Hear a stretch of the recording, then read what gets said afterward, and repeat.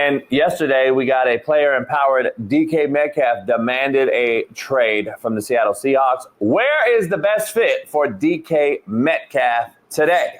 Ooh-wee. First of all, I'm excited, man. I like free agency in the NFL right now. It's kind of like NBA free agency the last few years where you're just a lot of the big name guys requesting trades, making moves happen. And hey, a talent like DK doesn't need to be in Seattle right now because Seattle You're is not a free agent, though. You're not a free agent, though. A guy like DK, a star like him, doesn't need to be stuck in Seattle because they're on the way down. Or should they fire? But he demanded a trade. He's not a free agent. You know that, right? He requested it. He was polite with it, and they're open to it. And there's a lot of interest. It seems like on both sides, and they want to move on for him too. So it's just like it's a mutual thing. But to answer your question, best fit, it's a couple teams. I think the Kansas City Chiefs would love to have him, as we saw this past year. I think, Mahomes would love to have another, a weapon. I think, D-Hop, as great as a career he's had, I think he's at a point now where he's not himself. I know Rashee Rice, young guy, supposed to come back. We're expecting him to be back to normal, but we don't know. Everybody doesn't come back, and be the same after injuries. Plus, he's going to probably be suspended for the first few weeks too. So that's another thing. Another team, though, I would throw out there is the Rams. I think the Rams putting him on the opposite side of Puka Nacua. Now, I don't know the money situation, but like I've been telling y'all all week, teams can figure it out. I've been seeing the Eagles pay every single star on their team this week, and they figured it out. So I like him in the Rams with Matthew Stafford, putting Puka on the other side. I think they can do a lot of dangerous work out there, especially with Cooper Kupp being gone. And then last but not least, for me, I would throw out the Chargers. Those are the three teams I think that could really use them: Chiefs, Rams, Chargers. I'm staying away from the Bills because to me, bring them to the Bills, you might as well kept Stephon Diggs. If you want to go that route, then you keep the star that you already had because you already had a ton of success with that guy. So I think those are the three teams. But JB, what's your thoughts, homie? What is an NFL contract anymore? Is it even worth the paper that they signed? Like, I don't get it. We talked to Tony Dungy. I mean, we talked to Shaun Salisbury yesterday on Unpaved. And, man, Herm Edwards joined us. Herm Edwards joined the show. And Shaun and Herm talked about that specifically. And Herm was like, man, we just didn't have a choice. We were either cut, traded, or stayed. That was it, or we were fucked. We had no option. Options have changed, obviously. Herm's a player's guy. He said, I'm a player's guy first. But at some point, there has to be a contract that's signed that pays players that also protects teams. And I fully agree with what he's saying. So the player can sign and get paid, but the team gets the same contract signed and it's no good for them. They could just demand out of it. That it has to change, Smitty, at some point, whether it's give or take, to your point, and we've eased up on the rule, laxed up on the rule, but where's the protection for the team that is actually paying these guys big money? There is none, and that's just, to me, only retribution is, to Herm's point, is you're trying to get a bunch back, like in trade value. No, it's a win-win, JB. It's a win-win because you're not guaranteed a third and fourth pick, homie. They're going to get like he said, there's a third and a fourth round pick is not DK Metcalf, homie. I already know what DK Metcalf is. Right. I got to risk a third and fourth round pick that I don't know yet. Nah, but it's better than nothing, though, JB. Because listen, if a player is disgruntled, the team, that's the point. The contract does mean something. They don't have to let him go. They don't have to trade him. But I'm saying, exactly. But they don't sit out. They sit out and be a cancer. It's a bitch move. They sit out and be a cancer and cry. And it's like, come on, man. Or he'll play his last year or whatever the case may be, however many years he got left, and then he'll be a true free agent. Then you won't get anything back from him. So it's like, well, if he wants to go, I'd rather get something back from him than wait till he's a real free agent and get nothing in return. So again, this is player empowerment, to Herm Edwards' point. It's player empowerment. Even to your point, he plays his last year, but we don't know if he's really going all out, if it's bullshit, if he's tapping out, if he don't want to be there. We already know. So now you keep the guy because you need the guy on your team, but he's giving you half-ass bitch effort, and now you're hoping that you can get a return by trading them now instead of waiting and then getting nothing, to your point. Like, to me, it's bullshit. It's all player empowerment driven. That's his point. It's still player empowered at the end of the day. All right, I'm going to go through the motions, play the last year. Tug, it's a contract, Smitty. What point did y'all generation say contracts don't matter? When you just have to take them to the bank and cash them? Is that it? Come on, homie. It's a bitch made, homie. It's a bitch move because you liked when the coaches and GMs were in power. It made you comfortable. You were used to that. Now that the players got power, it's a bitch move now. It wasn't a bitch move when the coach and GMs were. It was perfect when that was going on. You love Herm Edwards, right? You love Herm Edwards. You love Herm Edwards. He's a player coach. He said the same shit. Why is it? Is he wrong? Is he wrong? He wrong? It's not about being wrong. It's difference of opinion. It's okay to come on here and disagree and still show love. I got love for Herm Edwards. I disagree with him, though. He don't like you. I asked him. Really? Let's dive into the. That's hurtful. I don't know. Hold on. Let me end this TikTok. I only got 20 people in there anyway because they got me so fucking blocked on all the algorithms. Fucking Chinese. Let's dive into this whole thing. I think the best fit for DK, and I don't like the coach in Seattle. I don't like him at all. Probably because I'm biased like you. I'm mad they got rid of Pete Carroll. Right. So I'm being a little bitch. Mike McDonald. I'm being a little bitch with it. I'm like, fuck. If you got rid of Pete Carroll, fuck that guy, right? Right. Totally unwarranted. I don't know the guy at all. Was Patrick Queen. You don't know him either, so you're lying. Here's the thing. Thursday. I would love. I'm not a huge DK guy though, man. I'm be honest. No. But the best fit for him though, to be honest with you, is the Rams. I'm a bad boy. Why? I said that too. That was the first team I threw out. I didn't even listen to you. So I think the best fits the Rams for him is Matthew Stafford. But Why? I just kind of because Matthew Stafford's white. Gotcha. And I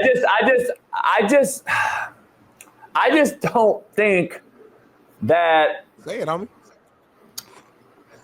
I just don't like. I don't think the guy's as good as everyone thinks. He plays like Tarzan. He looks like Tarzan. Plays like Jane. He don't play like Jane. He is physical. He blocks. He plays like Jane. He's a guy who throw a 50-50 ball. He's going to go up and get it. Strong hand, speed is crazy. He's a freak athlete. Now, is he an amazing route runner? No, but he's strong as shit. He is freak. He's fast as hell, and he has the numbers, homie. So it is what it is. So I think you don't think him and Stafford would eat, homie? I mean, I get it. He's a freak, dog. My worry is down the line in the crunch situations when it gets tough, and he kind of. I mean, his stats are cool and all that in Seattle with Russ. He's kind of fallen off a little bit, but I don't think he's a nutty gutty cat at the end of the day.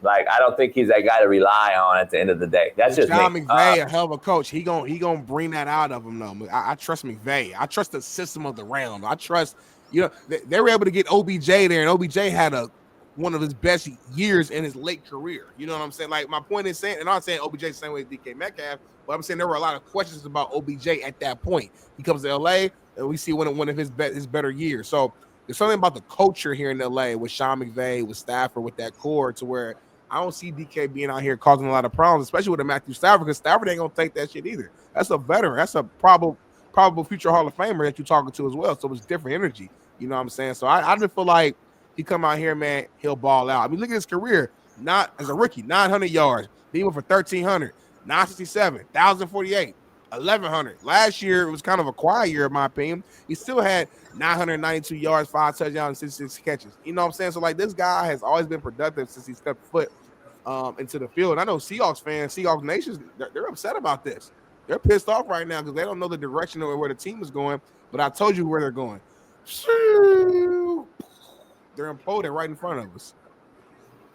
Yeah, like I said when we talked about DK, when I took a bunch of heat a year ago when we made a short about him, and I was like, he's overrated, blah blah blah, always crying, coming up sideline. We did that whole show. I remember. I don't know if you remember. I remember something you gotta about be careful because I'll tell you his daddy's a big motherfucker. And he don't play, so I'll just be careful. Yeah, his daddy gets knocked the fuck out. But anyway, this is the thing I gotta say.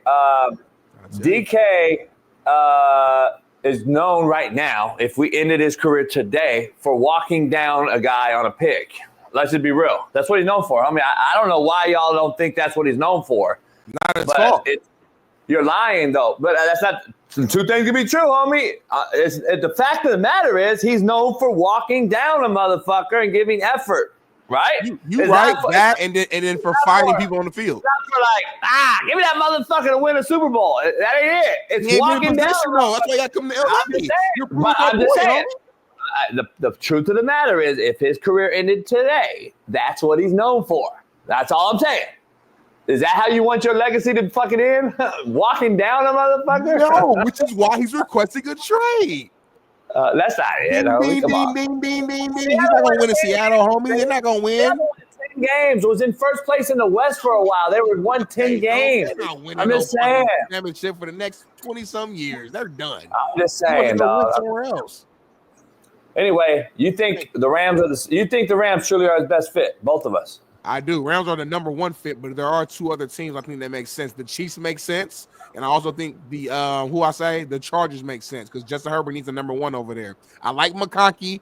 I'm not saying McConkey couldn't be a number one, but I think DK would be a true number one. McConkey be like a 1B over there, and that would help that offense going. So I do like the Chargers for sure with Harbaugh. You know what I'm saying? But I think the better two options for DK is Rams and Chiefs because you got true offensive-minded guys there who's going to find creative ways to get you the ball and put you in good positions to just be open to make a game easier for you. Where here, the Chargers are going to still run heavy, physical, control the clock, defensive-minded type team, so where he'll get the ball for sure. I think him and Herbert would connect, but it may not be as explosive pause as it would be with the other two teams.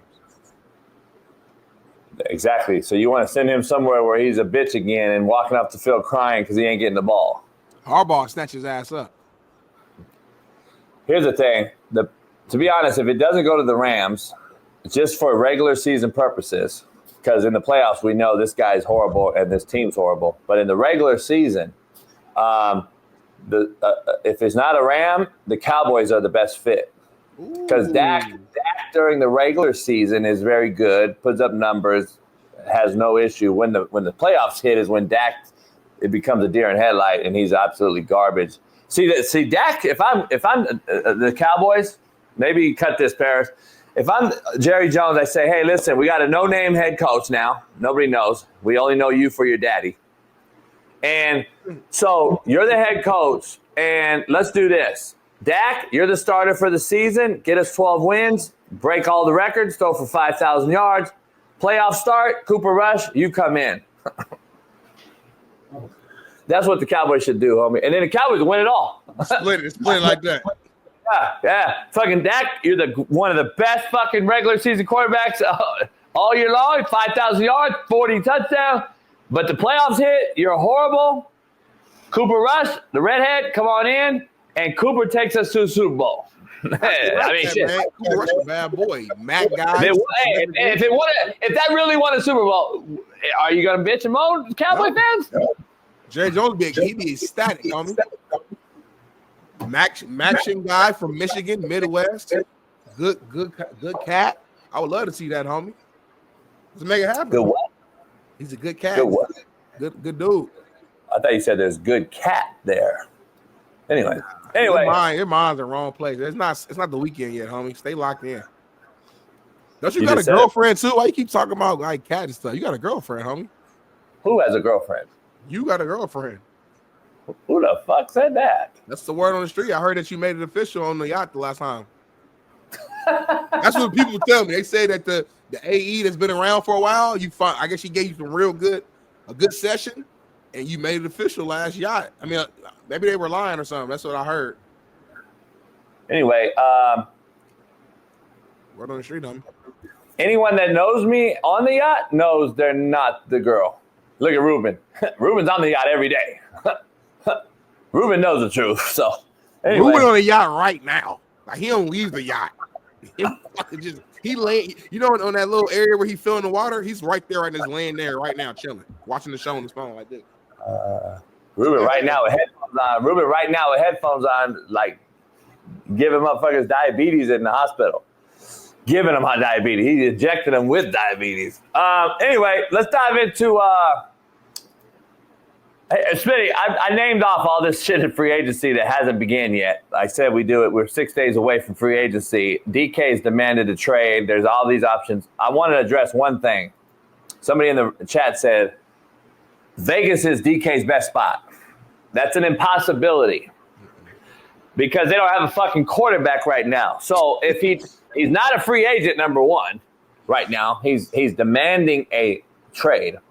And number two, Vegas cannot be his best spot with no quarterback. They just released Gunther Minshew, or they're supposed to. They have Aiden O'Connell.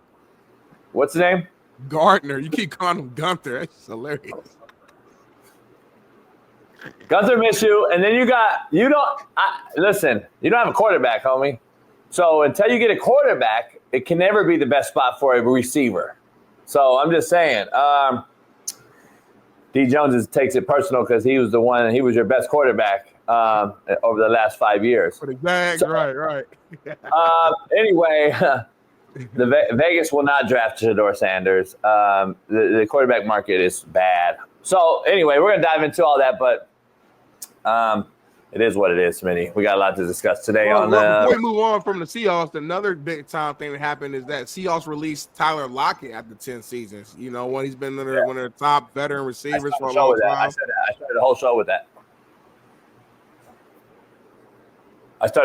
that. So you didn't listen. I wasn't listening. I'm sorry.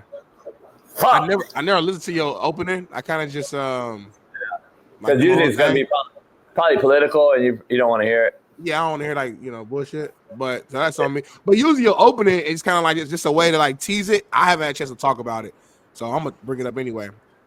T. Lockett, man, great guy, great locker room guy. You know, you talk to any players who play with him, who knows him. He actually came on Speak for Yourself years ago and spoke. And I know Marcellus and Whitlock loved him. He just is a good person. Number one.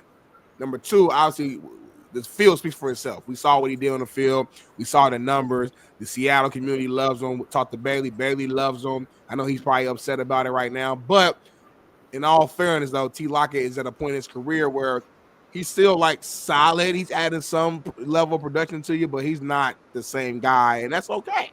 That's okay. He's older. At some point that happens.